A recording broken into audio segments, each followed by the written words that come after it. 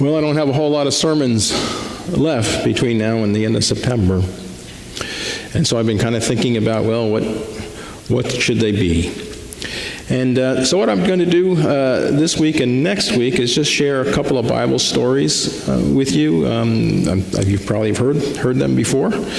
And then I'm going to do a series for several weeks again on where is God when it hurts? Why do bad things happen to good people?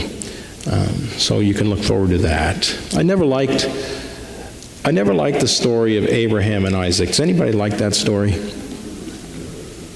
No? Yeah. I've never been a fan of it. It's a very interesting story. It takes place in the book of Genesis, so it's very early. Here's Abraham, who is a person that's been very successful. He's wealthy.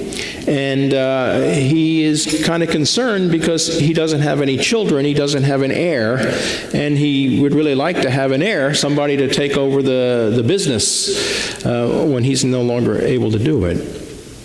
And so he appeals to God about the fact that he doesn't have any children, and he really would like to have somebody to be his heir. And God says to him, Abraham, you're going to have more descendants than there are stars in the sky.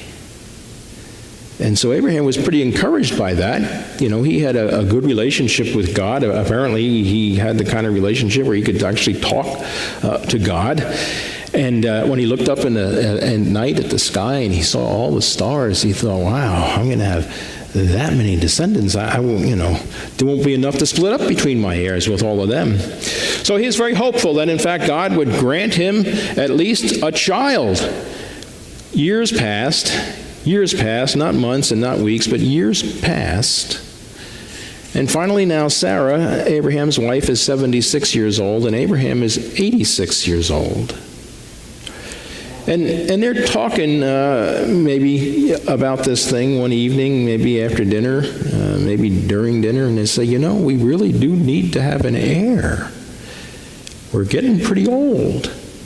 And God promised that we'd have all these descendants, more than in the sky, but so far none are coming.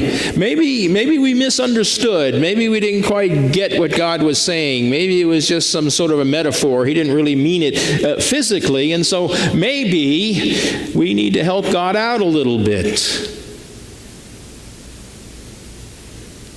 And so Sarah suggests to Abraham that maybe he should have a relationship with Sarah's servant, Hagar.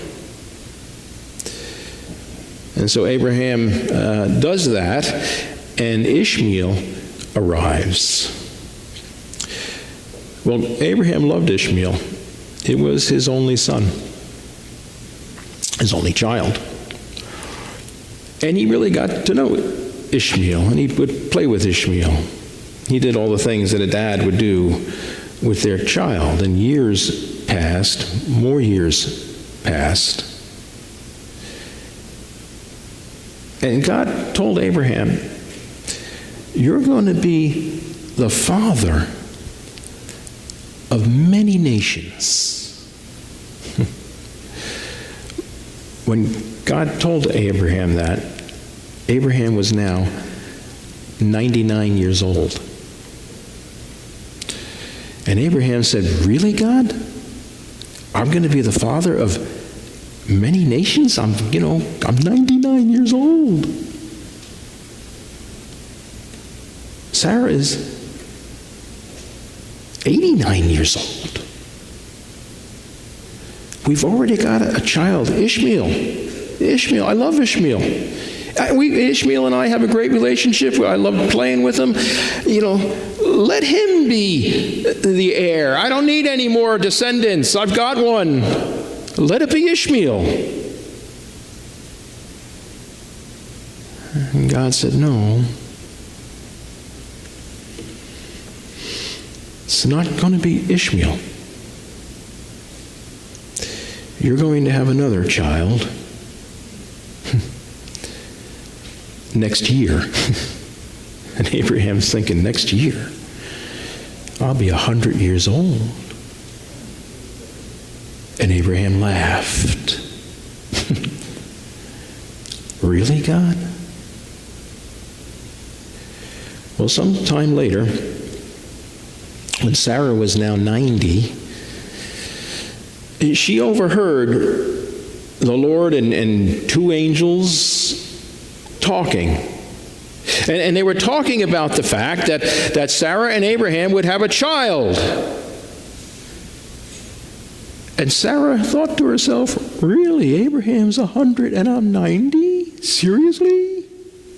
And she laughed. She laughed. Yeah, right.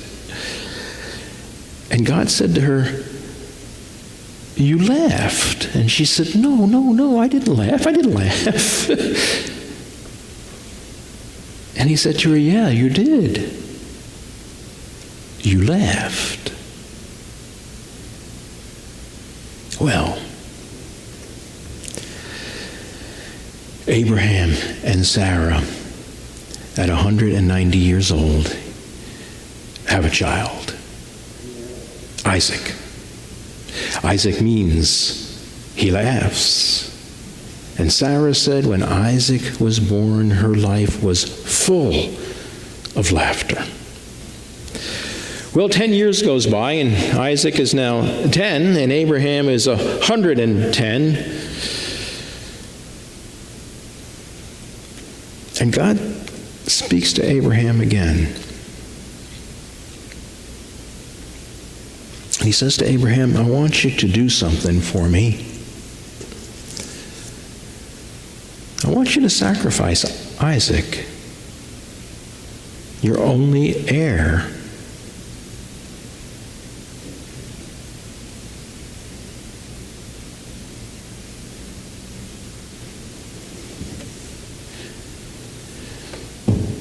So imagine the scene. God tells Abraham to sacrifice his son, the son he had waited his whole life for, who was now 10 years old, who had a good relationship with Abraham and Sarah. He was the joy of their lives.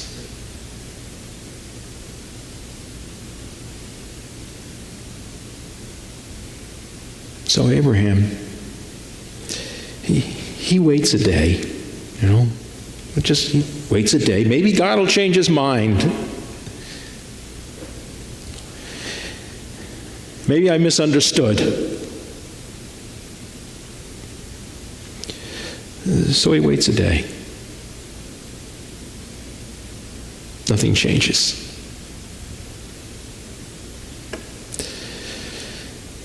So he cut some wood. He probably cut the wood in slow motion, I would think. Probably took a lot of breaks. It's hard work cutting wood. He loaded up a donkey. He selected 2 servants to make the journey with them. He and Isaac. He was to go to Mount Moriah. I don't know how long it would have taken him to get there. I'm guessing maybe a day and a half. It's just a guess. The Bible says it took 3 days to get there. I don't have a quarrel with what the Bible says, but I'm just going to think that while Abraham waited a day to see if something might change, maybe he moved pretty slowly. Didn't hurry. Took a lot of breaks along the way.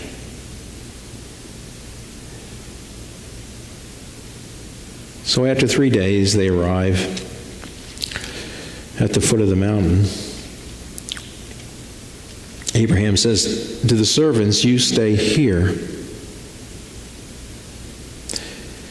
Abraham, he had brought some coals with him, and he got the coals going at the foot of the mountain. I don't know why he did that. But he carried these hot coals with him up the mountain. Maybe it was another stall tactic. Took some time to get them going, and maybe he had hoped that maybe they would go out before he got to where he needed to be on the mountain there, and then he'd have to do it all over again, and that would stall for some more time. Maybe he thought that it would be so hard to carry these hot coals up there that, well, it would just take a lot longer to get there. And so he says to Isaac, he says, you carry the wood, and I'll carry the hot coals, and I'll carry a knife. And we're going to go up to the mountain, Isaac, and we're going to make a sacrifice to God. And Isaac says, well, we got the wood, and we got hot coals, we got a knife. We don't have a lamb. Dad, where's the lamb? We're going to make a sacrifice. We need a lamb. Where's the lamb?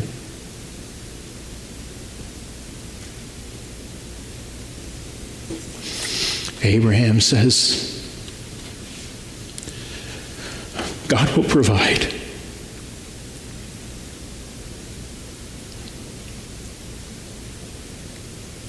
So Abraham and Isaac, they begin the walk up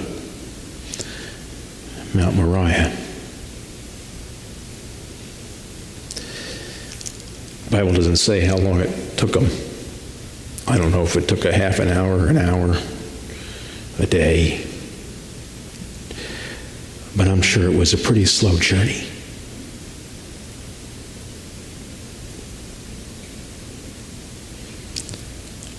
When they got to the spot,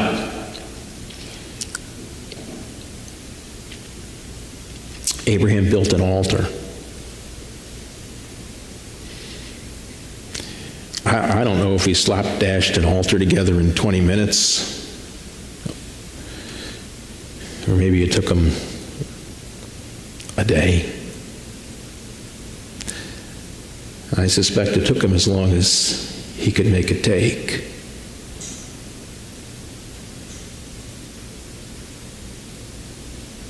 And then he put the wood on top of the altar.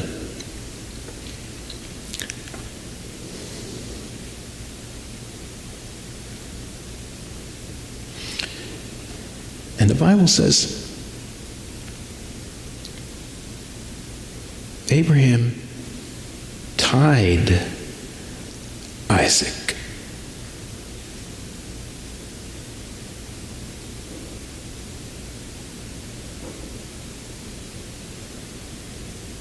Tied his hands.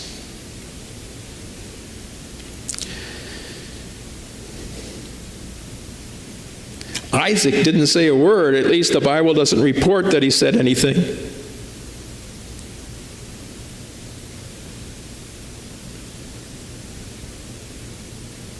Isaac trusted his father.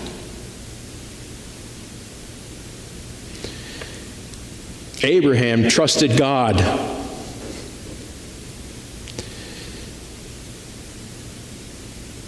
I don't think I would have trusted God.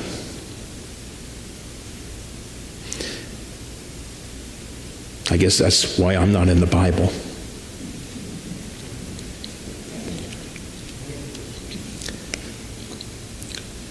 I think God and I would have had a problem. I guess I would have been the one with the problem, but Abraham, he trusted God. And Isaac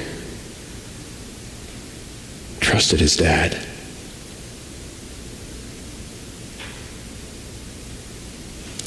And so there's Isaac on top of the wood, on top of the altar, his hands tied.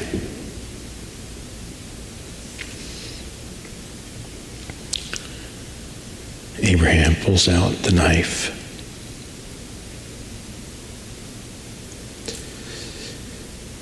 I'm sure he did it all in slow motion.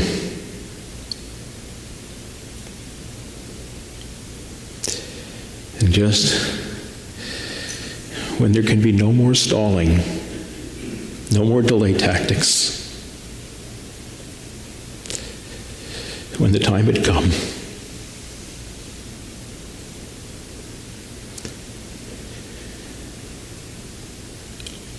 Abraham hears a voice, "Stop! Stop! Abraham! Abraham! Yes, yes, yes, here I am! Here I am! Yes, yes, here I am! Here I am!"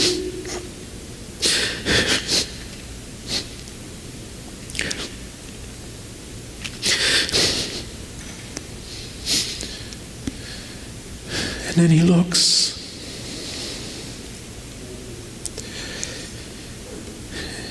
And there's a ram stuck in the bushes.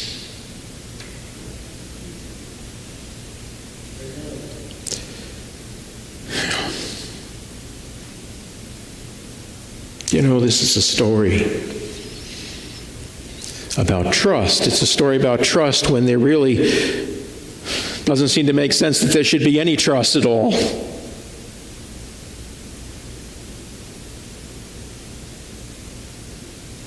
I guess Abraham and Sarah trusted God, at least to some degree, that they would have a child when Sarah was 90 and Abraham 100. Abraham trusted when God gave him the command.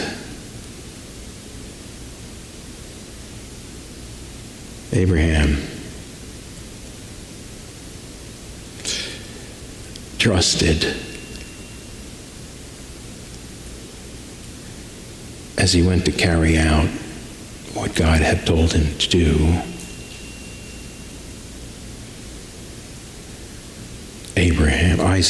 Isaac trusted. He was silent. Imagine that. Silent. He trusted his dad. There was no reason for anyone to trust anything in this whole scenario.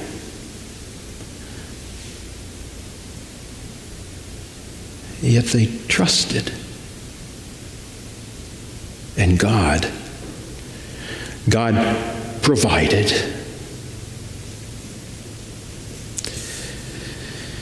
You know, sometimes it's hard to trust. Life gets hard sometimes, and it's hard to trust God.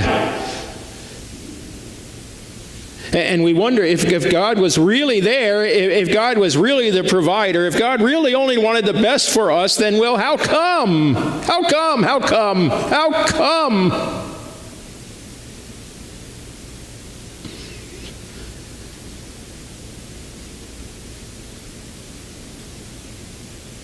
But yet we trust because we have faith that God will provide.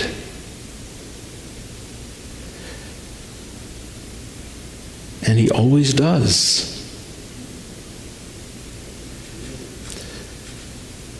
Never give up your trust.